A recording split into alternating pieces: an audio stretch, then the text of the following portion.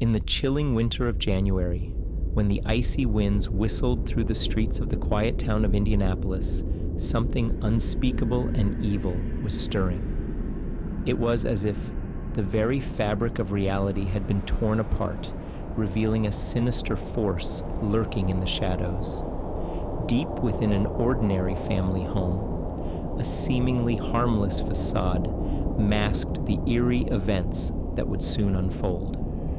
Within the walls of this unassuming house, the Ammons family found themselves unwittingly cast into a terrifying spectacle that would send shivers down the spines of even the bravest souls.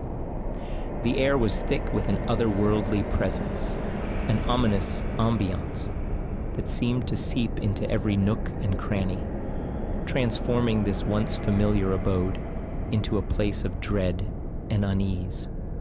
So, keep listening to discover how an ordinary family home had become the theater of a terrifying spectacle, a scene that would have made Pazuzu himself shudder. This is the story of LaToya Ammons and her family, caught in the grip of a darkness that defied reality. The story begins, a house of horrors. The Ammons home, an unassuming structure that once hummed with the rhythms of everyday life, was now a crucible for the extraordinary and the grim. It began innocently enough, whispers of a presence, objects moving of their own accord, and a chill that seemed to seep into the very bones of the building. But it escalated, rapidly.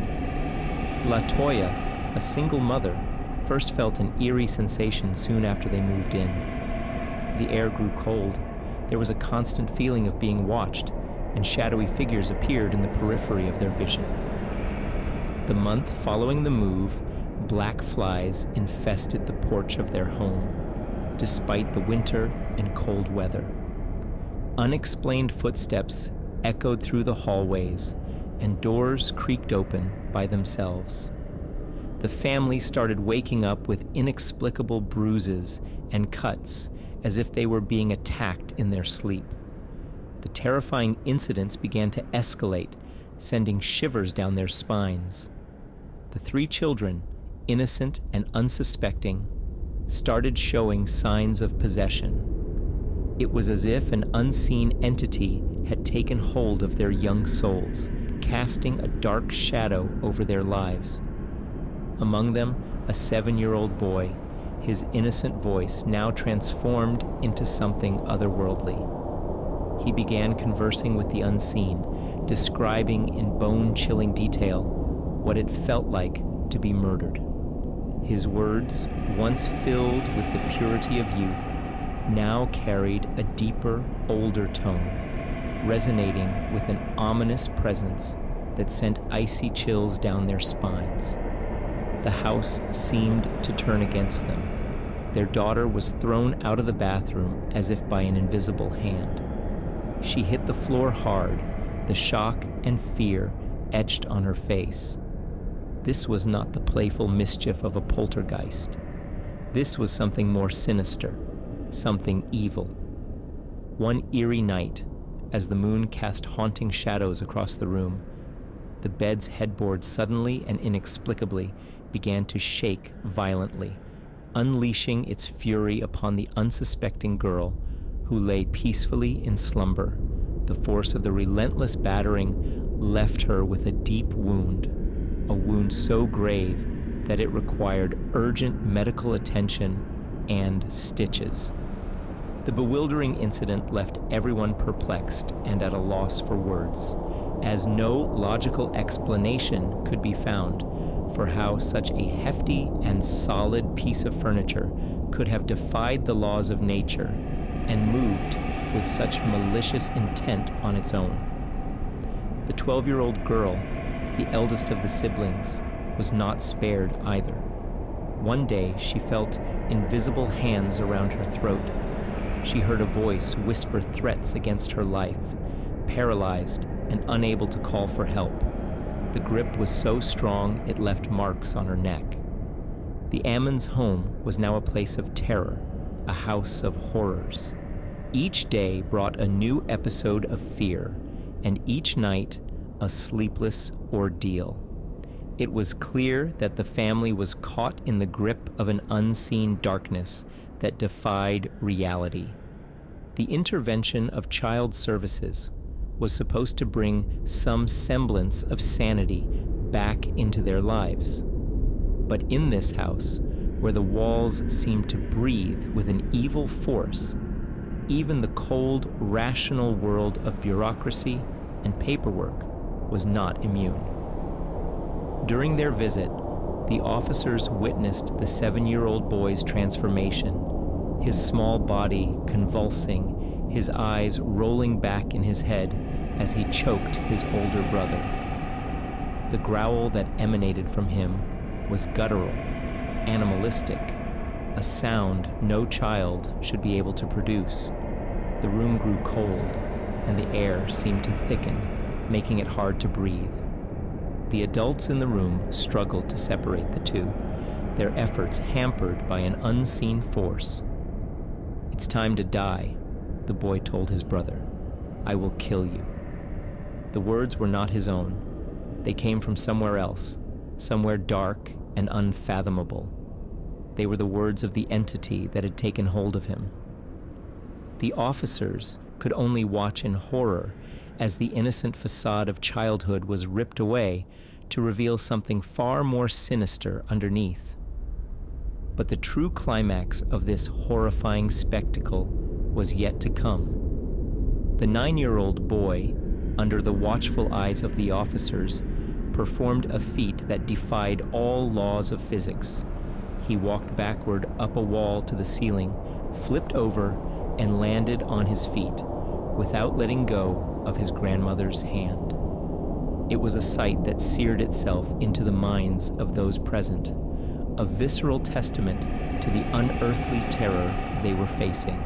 The room fell into a stunned silence, broken only by the soft whimper of the grandmother, her hand still clutching that of her grandson. This was not just a case of child neglect or domestic disturbance. This was something else that belonged in the pages of a horror novel, not in the sterile reports of child services. This was evil walking among them, wearing the innocent faces of children as its mask. The local police, seasoned officers who thought they'd seen it all, were called to the scene. They stepped into the Ammons home, their minds filled with skepticism and disbelief. But what they encountered within those walls was beyond their wildest imaginations. Their sophisticated equipment, reliable tools of law enforcement, began to malfunction inexplicably. Radios refused to work, batteries drained out in moments, and cameras failed to capture anything but static. It was as if the very fabric of technology was rebelling against the horrors inside the house.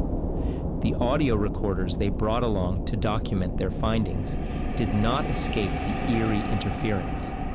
Upon playback, their recordings were filled with an unnerving static, punctuated by what sounded like whispers and growls. Even more chilling was the clear voice of a man that emerged from the white noise, uttering a haunting phrase, "Get out." The officers felt an oppressive weight in the house, a feeling of being watched by unseen eyes. Some reported seeing shadowy figures darting at the edges of their vision. One officer even claimed his car malfunctioned after leaving the house, the garage door at his own home mysteriously opening and closing on its own. The police chief, a pragmatic man with decades of service under his belt, admitted to feeling a chill run down his spine when he visited the house. He confessed to having trouble sleeping after his visit, haunted by what he had seen and heard. The unseen terror that resided in the Ammons home was not just confined to its inhabitants. It extended its icy fingers to anyone who dared to step foot inside, reminding them of the presence of an entity that lurked in the shadows, unseen, but all too real. Its power was not just in its ability to control and manipulate, but also in its capacity to induce fear and dread in the hearts of the bravest. While this tale of terror has been rewritten and fictionalized, the true story became so infamous that Zach Bagans, star of the hit paranormal investigation show Ghost Adventures, boldly purchased the eerie house for a mere $35,000 when no one else would dare to. Fueled by a relentless curiosity and a thirst for uncovering the truth behind supernatural phenomena, Zach embarked on a courageous mission to confront the evil force that resided within those haunted walls. Little did he know, the secrets and horrors that awaited him would surpass even his wildest nightmares. After just 2 years, Bagans decided to have the house demolished. Despite its destruction, the chilling and enigmatic mystery surrounding the property continues to captivate many. Bagans shared, "The house contained something that demonstrated abilities beyond my comprehension, and even those with the utmost credibility could not explain these phenomena." Speaking to the Indie Star in 2016, he further explained, "There was an undeniable darkness combined with a remarkable intelligence and power. The legacy of this house, with its dark history, lives on, leaving us intrigued and fascinated." The sinister events that unfolded within its confines sent chills down the spines of all who heard their bone-chilling tale. It was a stark reminder that sometimes the most terrifying stories are not works of fiction, but rather the dark and twisted realities that occur right next door in seemingly ordinary neighborhoods. As the dust settled and the echoes of the Ammons family's torment faded, the house stood as a silent witness to the unspeakable horrors that had transpired. Its walls held secrets that may never be fully understood or explained.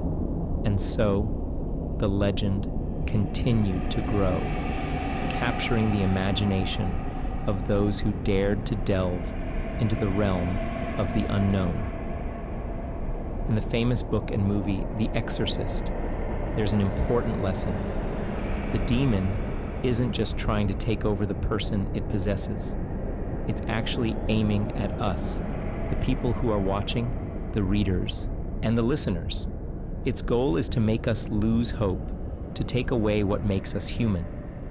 It wants us to see ourselves as ugly, decaying animals without any worth or dignity. In the tale of LaToya Ammons, we are all observers, forced to confront the darkness that lurks in the corners of our reality. Beware, for sometimes evil walks among us.